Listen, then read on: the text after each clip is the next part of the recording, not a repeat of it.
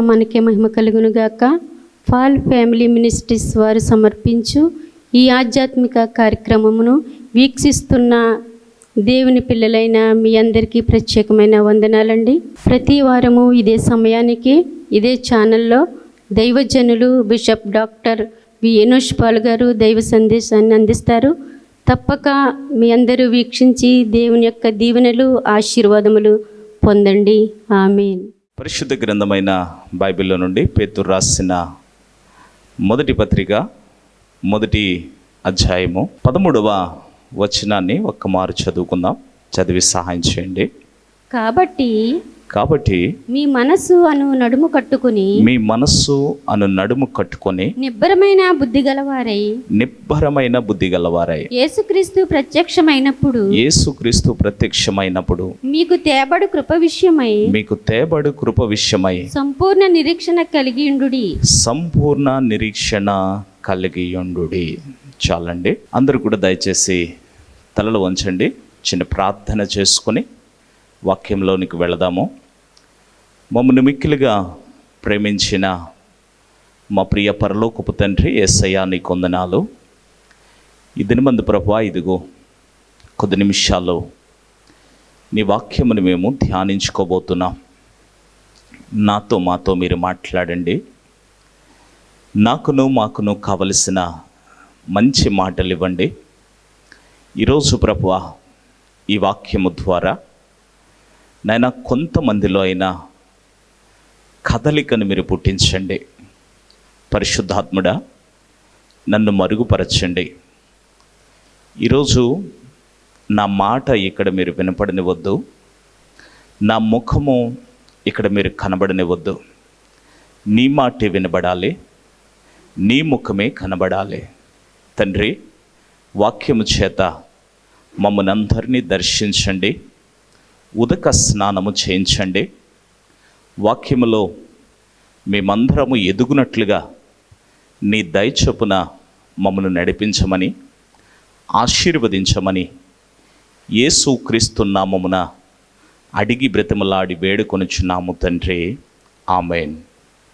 మన ప్రభును రక్షకుడును అయిన యేసుక్రీస్తు నామములో మీ అందరికీ కూడా నా ప్రత్యేకమైనటువంటి వందనాలు తెలియజేస్తూ ఉన్నాను. వాక్యంలోనికి వెళదాము. ఈరోజు దేవుడు మనతో మాట్లాడుతున్న అంశం ఏమనగా, మానవుడు ఆశీర్వదింపబడకుండా ఆటంకపరిచే పరిస్థితులు మనము ధ్యానించుకోబోతున్నాం. సర్వసాధారణంగా చాలామంది నేటి దినాన్న ఆశీర్వాదం లేకుండా ఉన్నారు. ఆశీర్వాదము దేవుడిచ్చేదే, దేవుడే మనల్ని ఆశీర్వదించాలి. అయితే మనం చేసేటువంటి భక్తితో పాటుగా మన ఆశీర్వాదము మన మనస్సు మీద ఆధారపడి ఉంటుంది. ఈరోజు మనం ఆశీర్వదించబడాలంటే, దీవించబడాలంటే కొన్ని సంగతులను శక్తిమంతుడైన దేవుడు మనకి నేర్పిస్తూ ఉన్నాడు. మనం ఆశీర్వదించబడటానికి మొట్టమొదటిగా మనం చదువుకున్నటువంటి లేఖన భాగంలో మనం పరిశీలన చేస్తే, ప్రియులారా, ఇక్కడ దేవుడు మనకు ఒక సంగతి చెప్తున్నాడు. ఏంటి అంటే, నిబ్బరమైన మనస్సు కలిగి ఉండమని ప్రభు చెప్తున్నాడు. నువ్వు ఆశీర్వదించబడాలంటే, దీవించబడాలంటే, నువ్వు సక్సెస్ అవ్వాలంటే మొట్టమొదటిగా దేవుని బిడ్డగా నీకు ఉండాల్సింది ఏంటి అంటే, నిబ్బరమైన మనస్సు ఉండాలి. అంటే స్థిరమైనటువంటి మనస్సు మనం కలిగిన వారిగా ఉండాలి. చాలా సందర్భాల్లో చాలామందిని మనం పరిశీలన చేసినప్పుడు మనస్సు స్థిరంగా ఉండదండి. మనస్సును ఒక చోట నిలపలేరండి చాలామంది. అసలు ఆశీర్వాదం క్రైస్తవుడికి ఎక్కడికి పోతుంది అంటే, ఆశీర్వాదం మానవుడికి ఎక్కడ పోతుంది అంటే, మనస్సు నిలపకపోవడం చేతనే ఆశీర్వాదం పోతుంది. ఈరోజు నీ మనస్సును గనక నువ్వు నిలపగలిగితే, నీ బుద్ధి నిబ్బరమైనదిగా ఉంటే, నీ మనస్సు స్థిరమైనదిగా ఉంటే, దేవుడు తప్పకుండా నిన్ను ఆశీర్వదిస్తాడు. ఎందుకనంటే మనస్సు యొక్క లక్షణం ఏంటి అంటే, సర్వసాధారణంగా అది తిరుగుతూ ఉంటుంది. ఆ మనస్సు అనేది ఏం చేస్తూ ఉంటుంది? తిరుగుతూ ఉంటుంది. ఒక భక్తుడు చెప్తాడు, అన్నిటికంటే వేగమైంది ఏదంటే మనస్సే. ఆ మనస్సు ఇప్పుడు ఇక్కడ ఉంటుంది, కాసేపటికి ఎక్కడో ఆలోచన చేస్తుంది. ఇప్పుడు ఇక్కడ ఉంటుంది, మరి కాసేపటికి వేరే దేశం గురించి ఆలోచన చేసేటువంటి పరిస్థితి. అంటే మనసు స్థిరంగా ఉండదు. ఇది సర్వసాధారణంగా పరిగెడుతూ ఉంటుంది. ఇది వేగవంతమైనది. సృష్టిలో అన్నిటికంటే కూడా వేగమైనది ఏదైనా ఉంది అంటే అది మనస్సే. అందుకే ప్రభు చెప్తున్నాడు, ఈ మనస్సును అటు ఇటు పోనీయక, ఈ మనస్సును నిబ్బరంగా ఎవరైతే ఉంచగలుగుతారో, నిబ్బరముగా దేవుని మీద ఎవరైతే పెట్టగలుగుతారో, నిబ్బరముగా ఒక పని పైన పెట్టగలుగుతారో, నువ్వు చేసే కార్యం పైన నీ మనస్సును నిలపగలిగితే నిన్ను దేవుడు తప్పకుండా ఆశీర్వదించడానికి ఇష్టపడుతున్నాడు. ఈరోజు సర్వశక్తిమంతుడైన దేవుడు చెప్తున్నాడు, నీవు సక్సెస్ అవ్వాలంటే, నువ్వు ఆశీర్వదించబడాలంటే, నువ్వు దీవించబడాలంటే తప్పకుండా నీ మనస్సును మొట్టమొదటిగా నిలుపుకోవలసిన వానివై ఉన్నావు. నీ మనస్సును స్థిరపరచుకోవలసిన వానివై ఉన్నావు. నీ మనస్సును స్థిరపరచుకుంటే నువ్వు తప్పకుండా సక్సెస్ అవుతావు.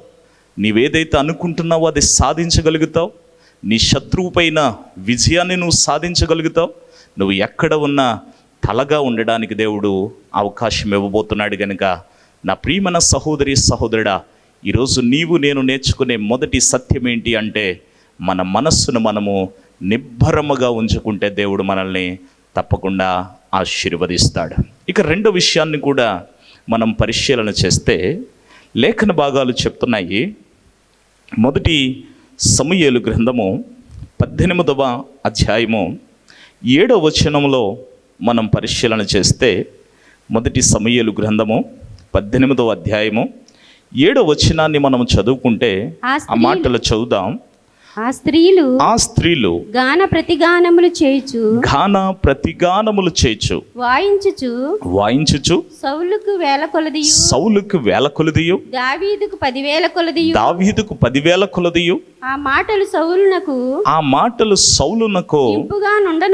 ఇంపుగా నుండనందున అతడు బహు కోపము తెచ్చుకొని వారు దావీదునకు 10,000 కొలది అనియు నాకు వేల కొలది అనియు స్తుతులు పాడిరే. రాజ్యము తప్ప మరి ఏమి అతడు తీసుకొనగలడు అనుకొనెను.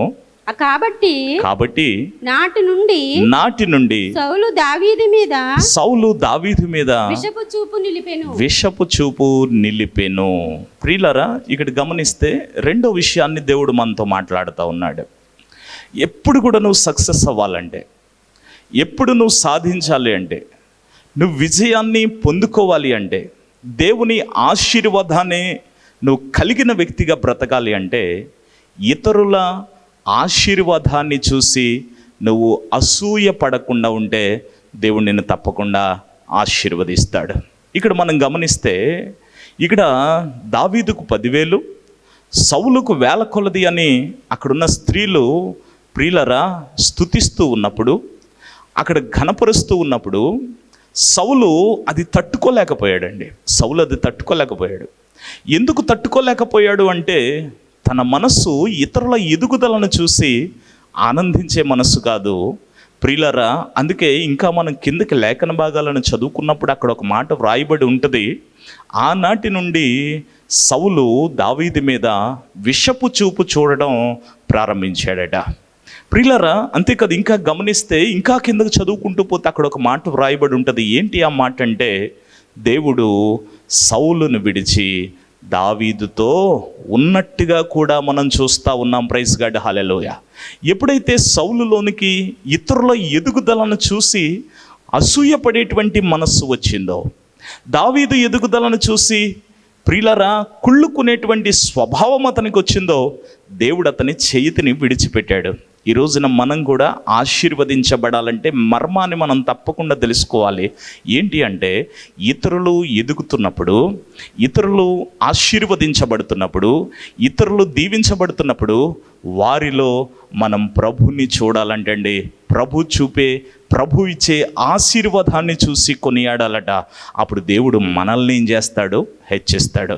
మనం ఎప్పుడైతే ఇతరుల ఎదుగుదలను చూసి అసూయపడేవారిగా ఉంటామో, విషపు చూపులు చూసేవారిగా ఉంటామో, విరోధమైనటువంటి స్వభావం గలవారిగా ఉంటామో, దేవుడు మనల్ని విడిచి మనల్ని ఆశీర్వదించడం తప్పకుండా ఆపేస్తాడు. కనుక నా ప్రియమైన సహోదరుడా, నువ్వు దీవించబడాలంటే రెండో అంశం దేవుడు చెప్తున్నాడు. నువ్వు హెచ్చించబడాలంటే రెండో అంశం దేవుడు చెప్తున్నాడు. ఇతరుల ఎదుగుదలను చూసినప్పుడు నువ్వు ఆనందించాలి. ప్రైజ్ గాడ్, హల్లెలూయా. అలాగని చెప్పి ప్రియులరా, నీకు కలిగిన దాన్ని, దేవుడు నీకు ఇచ్చిన దాన్ని పాడు చేస్తున్నప్పుడు నువ్వు ఖండించు. కానీ ప్రియులరా, దేవుడు ఒక వ్యక్తిని ఎదిగింప చేస్తున్నప్పుడు నువ్వు ఎంత మాత్రం కూడా ప్రియులరా లోక సంబంధమైన మనస్సు కలిగి లేదా అతని ఎదుగుదలను చూసి నువ్వు అసూయపడేవానిగా ఉంటే మొదటిగా నష్టపోయేది ఎవరంటే నువ్వే నష్టపోతావు. అందుకే పరిశుద్ధాత్మ దేవుడు ఆశ్చర్యకుడు తెలియచేస్తున్నాడు, నువ్వు దీవించబడాలంటే, నువ్వు సక్సెస్ అవ్వాలంటే, నువ్వు ఆశీర్వదించబడాలంటే రెండవ మర్మం తప్పకుండా తెలుసుకోవాలి. ఏంటి అంటే ఇతరుల ఎదుగుదలను చూసినప్పుడు మనము ఆనందించు వారిగా ఉండాలి. ప్రైజ్ గాడ్, హల్లెలూయా. చూడండి, దేవుడు చెప్తున్నాడు కదా, మొదటిగా చెప్పిన మాట, మనందరికీ కూడా తెలియపరిచినటువంటి మాట, మన మనస్సు నిలకడగా ఉండాలి. అప్పుడు దేవుడు మనల్ని ఆశీర్వదిస్తాడు. మనం ఇతరుల ఎదుగుదలను చూసి ప్రియులారా ఆనందించాలి. అప్పుడు దేవుడు మనల్ని ఆశీర్వదిస్తాడు. ఇక మూడవ అంశాన్ని కూడా మనం పరిశీలన చేసుకుంటే చూడండి, పరిశుద్ధ గ్రంథమైనటువంటి బైబిల్లో నుండి ప్రియులారా సామెతల గ్రంథము 29వ అధ్యాయము 15వ వచనాన్ని కూడా ఒకసారి మనం చదువుకుందాం. చదవండి. సామెతల గ్రంథము 29వ అధ్యాయము 15వ వచనాన్ని ఒక మారు మనం చదువుకుందాం. చదవండి. బెత్తమును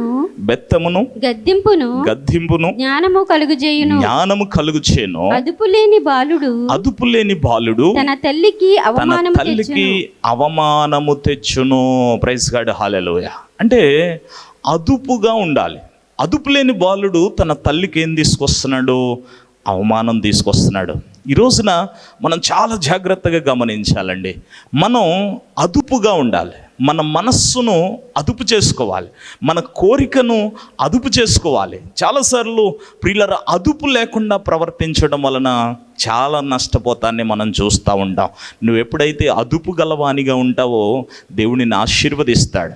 నీ మీద నీకు కంట్రోలింగ్ ఉండాలి. ఖచ్చితంగా నీ మీద నీకు కంట్రోలింగ్ లేనప్పుడు, నిన్ను నువ్వు అదుపు చేసుకోలేనప్పుడు, నీ మనస్సును అదుపు చేసుకోలేనప్పుడు, నీ కోరికను అదుపు చేసుకోలేనప్పుడు, నా ప్రియమైన దేవుని బిడ్డ, దేవుని చేత నువ్వు తప్పక తృణీకరించబడతావు. చూడండి, లేఖన భాగాల్లో మనం పరిశీలన చేశాం కదా, బాలుడు మరి ప్రియులారా తన మనస్సును గనక అదుపు చేసుకోలేకపోతే తన తల్లిదండ్రులకు అవమానం తీసుకొస్తాడు. మనం కూడా మన మనస్సును అదుపు చేసుకోలేకపోతే మన తండ్రి అయిన దేవునికి అవమానం తీసుకొచ్చేవారిగా ఉంటాం. కనుక దేవుని వాక్యం చెప్తుంది, నువ్వు ఆశీర్వదించబడాలంటే నువ్వు అదుపుగా ఉండాలి. నీ మనస్సును అదుపు చేసుకోవాలి, నీ శరీరమును అదుపు చేసుకోవాలి, నీ కోరికను అదుపు చేసుకోవాలి, నీకు కలిగిన సమస్తాన్ని నీ ఆధీనములోనికి నువ్వు తీసుకోవాలి. నీ ఆధీనములో నీవు లేనప్పుడు, నీ మీద నీకు కంట్రోలింగ్ లేనప్పుడు దేవుడు నీకు ఆశీర్వాదం ఇవ్వడండి. ఎందుకు ఇవ్వడంటే నువ్వు ఏం చేస్తావో తెలియదు కనుక. ఎందుకంటే నువ్వు కంట్రోల్ చేసుకోలేకపోతున్నావు కనుక. ఒకవేళ దేవుడు నీకు ఆశీర్వాదం ఇస్తే ఆశీర్వాదాన్ని ఒకవేళ నువ్వు మిస్యూజ్ చేస్తావేమో. అందుకు దేవుడు తప్పక నిన్ను ఆశీర్వదించడు. నువ్వు ఆశీర్వదించబడాలంటే నిన్ను నువ్వు కంట్రోల్ చేసుకోవాలి. నువ్వు దీవించబడాలంటే నువ్వు తప్పకుండా అదుపులో ఉండాలి. నీ కోరికను అదుపు చేసుకోవాలి, నీ మనస్సును అదుపు చేసుకోవాలి. నా ప్రియమైన సహోదరుడా, దేవుని దగ్గర నుండి నువ్వు ఆశీర్వాదం పొందుకోవాలంటే, దేవుని దగ్గర నుంచి నువ్వు మరి సరైనటువంటి కృపను నువ్వు పొందుకోవాలంటే, పరిశుద్ధాత్మ దేవుడు ఆశ్చర్యకుడు చెప్తున్న సంగతి, నా ప్రియమైన దేవుని బిడ్డ, నీ మనస్సును నువ్వు తప్పక అదుపు చేసుకుని వాడుగా ఉండాలి. నీ మనస్సును అదుపు చేసుకోగలిగితే దేవుడు నిన్ను తప్పకుండా ఆశీర్వదిస్తాడు, నిన్ను పైన పెడతాడు, నీకు అత్యున్నతమైనటువంటి సింహాసనం ఇస్తాడు, నిన్ను ఉన్నతమైనటువంటి వ్యక్తిగా సర్వశక్తిమంతుడైన దేవుడు దీవిస్తాడు. నిన్ను నువ్వు అదుపు చేసుకోగలిగిన రోజున ఇది నువ్వు తప్పక గమనించాలి. ఇది ఒక మూడవ మర్మము. నువ్వు ఆశీర్వదించబడడానికి నీ మనస్సును నువ్వు అదుపు చేసుకోవాలి. నేటి దినాన మానవులు అదుపు లేకే చాలా నష్టపోతున్నారండి. రుణాల్లో పడిపోతున్నారు అదుపు లేకే. ప్రియులరు ఏది చూసినా కావాలనుకుంటున్నారు. ప్రియులరా సమస్యల్లో పడిపోతున్నారు. పక్కనున్న వాళ్ళు ఏదో కొనుక్కున్నారు, మనం కూడా కొనుక్కోవాలనుకుంటున్నారు, సమస్యలో పడిపోతున్నారు. నా ప్రియమైన దేవుని బిడ్డలారా, ఈ రోజున ప్రభు చెప్తున్నాడు, నీకు దేవుడు ఎంత సామర్థ్యం ఇచ్చాడో ఆ సామర్థ్య ప్రకారంగా నువ్వు అదుపు చేసుకోగలిగిన రోజున దేవుడు నిన్ను తప్పకుండా ఆశీర్వదించి హెచ్చించి ఉన్నత శిఖరాలకు సర్వశక్తిమంతుడైన దేవుడు నడిపించడానికి సిద్ధముగా ఉన్నాడు. ప్రైజ్ గాడ్, హల్లెలూయా. అంతేకాదు, ఇంకా చూస్తే 4వ మాటను కూడా మనం పరిశీలన చేస్తే ఎఫెసీయులకు రాసిన పత్రిక 6వ అధ్యాయము 5వ వచనాన్ని మనం ఒక్కమారు చదువుకుందాం. చదవండి. ఎఫెసీయులకు రాసిన పత్రిక 6వ అధ్యాయము 5వ వచనం. దాసులారా యథార్థమైన హృదయము గలవారై భయముతోనూ భక్తితోనూ వణుకుతోను క్రీస్తునకు వలె శరీర విషయమై మీ యజమానులైన వారికి విధేయులయుండుడి. ప్రైజ్ గాడ్, హల్లెలూయా. చూడండి, ఆశీర్వాదానికి మరొక మర్మాన్ని దేవుడు ఇక్కడ చెప్తా ఉన్నాడు. దీవించబడటానికి మరొక మర్మాన్ని పరిశుద్ధాత్మ దేవుడు ఇక్కడ చెప్తా ఉన్నాడు. ఏంటి అంటే యథార్థముగా ఉండాలటండి. యథార్థంగా ఉండాలి. యథార్థత వలన దేవుడు మనల్ని ఆశీర్వదిస్తాడు. నీకు దేవుడిచ్చిన దాంట్లో కొంచెము దేవుడిచ్చినప్పుడు నువ్వు దాంట్లో యథార్థంగా ఉండు, దేవుడు నీకు ఎక్కువగా అప్పగిస్తాడు. నువ్వు యథార్థత కనుపరిచిన రోజున, యథార్థవంతుడుగా ఉన్న రోజున దేవుడు నిన్ను తప్పక ఉన్నతమైనటువంటి స్థితికి పరిశుద్ధాత్మ దేవుడు నడిపిస్తాడు. నేటి దినాన్న ప్రియులారా, చిన్న దాంట్లోనే మనం యథార్థతను కోల్పోతున్నాం. చిన్న విషయాల్లోనే యథార్థతను కోల్పోతున్నాం. చిన్న దాంట్లోనే నువ్వు యథార్థంగా లేకపోతే దేవుడు ఏ విధంగా నీకు పెద్ద బాధ్యతను అప్పగిస్తాడు? యథార్థత కలిగి ఉన్నప్పుడే దేవుడు నీకు పెద్ద బాధ్యతలు అప్పగిస్తాడు. యథార్థతగా నువ్వు ఉన్నప్పుడే, జీవించినప్పుడే సర్వశక్తిమంతుడైన దేవుడు మనల్ని ఉన్నత శిఖరాలకు నడిపిస్తాడు. మనకి పెద్ద బాధ్యతలను అప్పగించడానికి, మనల్ని వాడుకోవడానికి దేవుడు ముందుకు వస్తాడు. అందుకే పరిశుద్ధాత్మ దేవుడు ఈ దినమందు చెప్తున్నాడు కదా, యథార్థంగా మీరుండండి, నిజాయితీగా ఉండండి, నిజాయితీగా ఉండండి. యథార్థతకు మరొక పేరు నిజాయితీ. నిజాయితీగా ఉండండి, యథార్థంగా ఉండండి. మీ భక్తి విషయంలో యథార్థంగా ఉండండి. శరీర సంబంధమైన విషయాల్లో యథార్థంగా ఉండండి. మీరు చేసే పనుల విషయంలో యథార్థంగా ఉండండి. మీ యజమానుల దగ్గర మీరు యథార్థంగా ఉండండి. ప్రియులారా, సర్వశక్తిమంతుడైన దేవుని ముందు యథార్థంగా ఉండండి. ఆయన సన్నిధికి నువ్వు వచ్చినప్పుడు యథార్థంగా ఉండు. నా ప్రియమైన దేవుని బిడ్డ, యథార్థత లేకపోతే, యథార్థంగా గనక నువ్వు జీవించలేకపోతే దేవుడిని ఎంత మాత్రం కూడా ఆశీర్వదించడు అనేటువంటి సంగతిని నువ్వు ఖచ్చితంగా తెలుసుకోవాల్సినటువంటి వ్యక్తివై ఉన్నావు. అందుకే ప్రభు అంటున్నాడు కదా, నువ్వు ఆశీర్వదించబడటానికి, నువ్వు సక్సెస్ అవ్వడానికి మరొక మంచి మాట ప్రభు చెప్పేటువంటి మంచి మాట ఏంటి అంటే, నా ప్రియమైన దేవుని బిడ్డ, నీవు యథార్థంగా ఉండాలి, నిజాయితీగా ఉండాలి. నిజాయితీగా ఉన్నప్పుడు దేవుడిని ఆశీర్వదిస్తాడు. అంతేకాదు, ఈ యథార్థతను గురించి ఇంకా మనం లేఖన భాగాలను పరిశీలన చేస్తే 2వ కొరింథీయులకు రాసిన పత్రిక 8వ అధ్యాయము 8వ వచనాన్ని ఒకసారి మనం చదువుకుందాం. చూడండి, 2వ కొరింథీయులకు రాసిన పత్రిక 8వ అధ్యాయము 8వ వచనాన్ని ఒక్కమారు చదువుకుందాం. చదవండి. 2వ కొరింథీ 8వ అధ్యాయము 8వ వచనం. ఆజ్ఞపూర్వకంగా మీతో చెప్పటలేదు ఇతరుల జాగ్రత్తను మీకు చూపుట చేత మీ ప్రేమ ఎంత యథార్థమైనదో పరీక్షించుకొనవలెనని చెప్పుచున్నాను. ప్రైజ్ గాడ్, హల్లెలూయా. అంతేకాదు, యథార్థత అనేది ప్రేమ విషయంలో కూడా యథార్థంగా ఉండాలి. దేవుని ప్రేమించే విషయంలో నువ్వు యథార్థంగా ఉండాలి. ప్రియులారా, నీ కుటుంబం విషయంలో నువ్వు యథార్థంగా ఉండాలి. సంఘము విషయంలో నువ్వు యథార్థంగా ఉండాలి. నీకు దేవుడిచ్చిన, అప్పగించిన వరముల విషయంలో నువ్వు యథార్థంగా ఉండాలి. యథార్థంగా ఉన్నప్పుడు దేవుడు నిన్ను తప్పకుండా దీవిస్తాడు, హెచ్చిస్తాడు, ఉన్నతమైనటువంటి స్థితికి సర్వశక్తిమంతుడు నడిపిస్తాడు. అంతేకాదు, ఇంకా చూస్తే హబక్కూకు రాసినటువంటి గ్రంథములో 2వ అధ్యాయము 4వ వచనాన్ని కూడా మనం పరిశీలన చేస్తే, హబక్కూకు రాసినటువంటి గ్రంథము 2వ అధ్యాయము 4వ వచనాన్ని కూడా మనం ఒక్కసారి పరీక్ష చేసుకుందాం. చూడండి, వారు యథార్థపరులు కాక యథార్థపరులు కాక తమలో తాము అతిశయపడుదురు. యథార్థత మనకి ఎప్పుడైతే ఉండదో, యథార్థంగా మనం ఎప్పుడైతే ఉండలేకపోయామో మనలోనికి ఏమొస్తుందంటే అతిశయం వస్తుందండి. అతిశయం గర్వం వస్తుంది. యథార్థత లేనప్పుడు అతిశయిస్తాం, గర్విస్తాం. ప్రియులారా చూడండి, లూసిఫర్ అనేటువంటి దేవదూత దేవుని చేత ఎందుకు గెంటివేయబడ్డాడు అంటే, ఎందుకు తృణీకరించబడ్డాడంటే తనలోనికి గర్వం వచ్చింది కాబట్టి. యథార్థత లేనప్పుడు మనం గర్వించడం ప్రారంభిస్తాం. యథార్థత లేనప్పుడు గర్వాంధులుగా మారుతాం. గర్వాంధులం ఎప్పుడైతే అవుతామో దేవుని చేత మనం తృణీకరించబడతాం.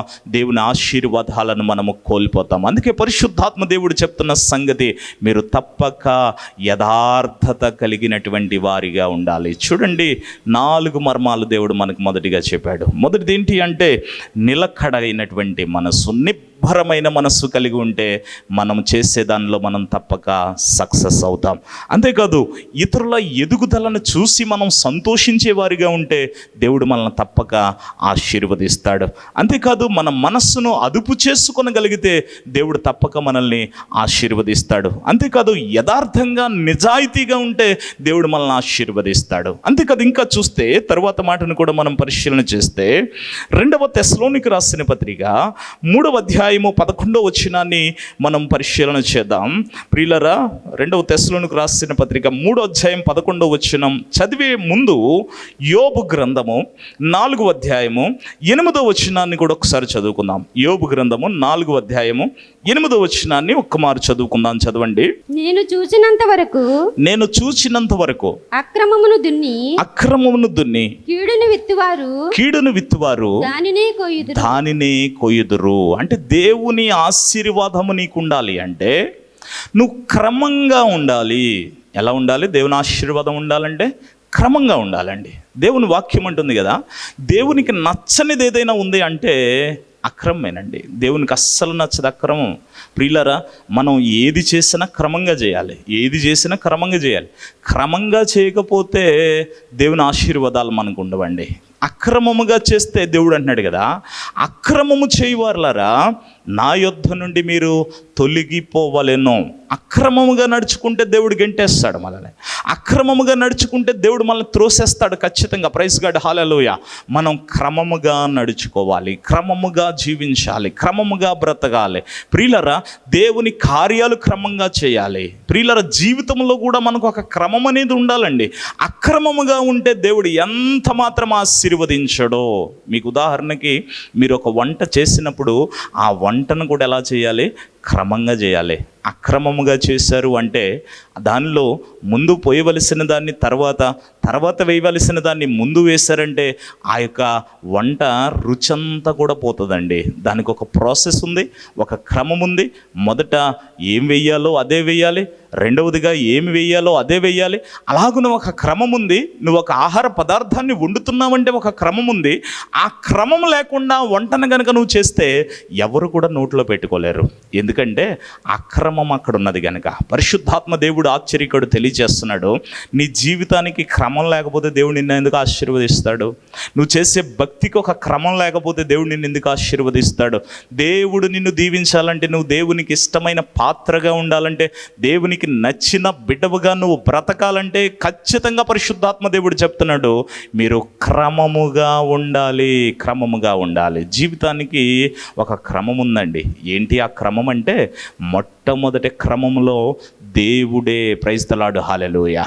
ప్రతి మానవుడు తను తెలుసుకోవాల్సిన క్రమం ఏంటి అంటే, ప్రతి విశ్వాసి తను తెలుసుకోవాల్సినటువంటి క్రమం ఏంటి అంటే, ప్రతి దైవజనుడు తను తెలుసుకోవాల్సినటువంటి క్రమం ఏంటి అంటే, ప్రియులరా, మొట్టమొదట దేవుడే. ప్రైజ్ గాడ్, హల్లెలూయా. దేవుని తర్వాతే మిగతావన్నీ కూడా. నీ క్రమంలో మొట్టమొదట నువ్వు, నేను, మనందరం గుర్తుపెట్టుకోవాల్సింది, దేవుని ఆశీర్వాదాన్ని నువ్వు చూడాలంటే క్రమంగా ఉండాలి. క్రమంలో మొట్టమొదటిది ఏంటి అంటే, ప్రభు చెప్తున్న సంగతి, దేవుడే నీ క్రమంలో ఉండాలి. మొట్టమొదట నీ జీవితంలో, నీ జీవిత క్రమంలో దేవుడే ప్రాముఖ్యుడై ఉండాలి. ఆ తర్వాత దేవుని వాక్యం చెప్తుంది, రెండవ క్రమంలో పురుషుడటండి. రెండవ క్రమంలో ఎవరున్నారు? పురుషులు ఉన్నారు. ప్రియులారా, 2వ క్రమంలో పురుషుడు, 3వ క్రమంలో స్త్రీ, 4వ క్రమంలో పిల్లలు, 5వ క్రమంలో ఇతరులు. ప్రైజ్ ది లార్డ్, హల్లెలూయా. చూడండి, మొదటి క్రమంలో దేవుడు అనేటువంటి ఈ క్రమంలో ప్రియులారా గమనించాలి. పరిశుద్ధాత్మ దేవుడు ఆశ్చర్యకుడు తెలియజేస్తున్నాడు, ఆలోచనకర్త మనతో మాట్లాడుతున్నాడు. చాలా జాగ్రత్తగా విందాం ప్రియులారా. ఈ క్రమములో దేవుడు అనేటువంటి ఈ క్రమంలో ప్రియులారా సంఘం వస్తుంది. దేవుడు అనే ఈ క్రమంలో దైవజనుడు వస్తున్నాడు. అంటే దైవ కార్యాలే ప్రతి మనిషి మొట్టమొదట ప్రాముఖ్యత ఇవ్వవలసినది దైవ కార్యాలకే. ప్రైజ్ ది లార్డ్, హల్లెలూయా. రెండవదిగా ప్రియులారా, మనం ఇవ్వాల్సినటువంటి ప్రాముఖ్యత క్రమంలో 2వ ప్రాముఖ్యత ఎవరికి ఇవ్వాలంటే పురుషుడికి ఇవ్వాలి. 3వ ప్రాముఖ్యత స్త్రీకి ఇవ్వాలి.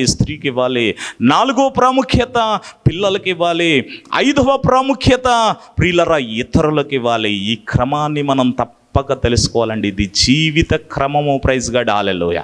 ఈ జీవిత క్రమాన్ని మనం చాలా జాగ్రత్తగా పాటించాలి. క్రమం లేకపోతే మన జీవితం అంతా వృధా అయిపోద్దండి. క్రమం లేకపోతే మన బ్రతుకంతా రుచి లేనిది అయిపోద్దండి. అలాగే భక్తి విషయంలో కూడా నీ క్రమం ఉండాలి. నువ్వు ఖచ్చితంగా క్రమంగా దేవుని ఆరాధించాలి. నువ్వు వచ్చే విధానంలో క్రమం ఉండాలి. నువ్వు చేసే విధానంలో క్రమం ఉండాలి. నువ్వు నడిచే విధానంలో క్రమం ఉండాలి. నువ్వు క్రమంగా లేకపోతే అక్రమముగా నడుచుకుంటే దేవుని వాక్యం ఉంటుంది, అక్రమం చేయవర్లారా నా యొద్ద నుండి మీరు తొలగిపోండి అని చెప్తున్నాడు దేవుడు. గనుక ప్రియులారా, మనం క్రమంగా ఉండాలంట. క్రమశిక్షణ గలవారిగా ఉండాలి. క్రమం కలిగి జీవించాలి. క్రమంగా ఉంటే దేవుడు మనల్ని తప్పక ఆశీర్వదిస్తాడండి. క్రమంగా ఉంటే దేవుడు మనల్ని తప్పక దీవిస్తాడండి. క్రమంగా ఉంటే మనల్ని దేవుడు తప్పకుండా ఆశీర్వాదములకు నడిపిస్తాడు. కనుక నా ప్రియమైన సహోదరి సహోదరుడా, క్రమశిక్షణ కలిగి మనం జీవిద్దాం. పరిశుద్ధాత్మ దేవుడు మనందరిని దీవించి ఆశీర్వదించి నడిపించును గాక. ఆమేన్.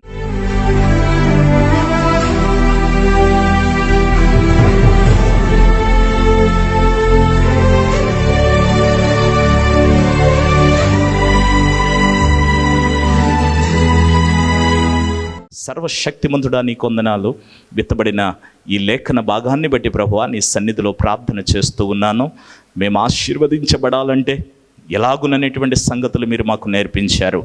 నా ప్రభువా, నీ బిడ్డలమైన మేమందరం ఇలాగున నడుచుకొని ఆశీర్వదించబడడానికి, మేము హెచ్చించబడడానికి, మేము అభివృద్ధి చెందడానికి, ఉన్నతమైనటువంటి స్థితిని అధిరోహించడానికి, ఆత్మ సంబంధంగాను శరీర సంబంధంగాను కూడా ప్రభువా మేము దీవించబడడానికి మీరు సహాయము చేయమని, ఎత్తబడిన ఈ మాటలు వ్యర్థంగా పోకుండా నాయన 100 ఫలాలను చూచినట్టుగా మీరే సహాయము చేయమని యేసు జీవము కలిగిన నామమున అడిగి బ్రతిమలాడి వేడుకొనుచున్నాము తండ్రి.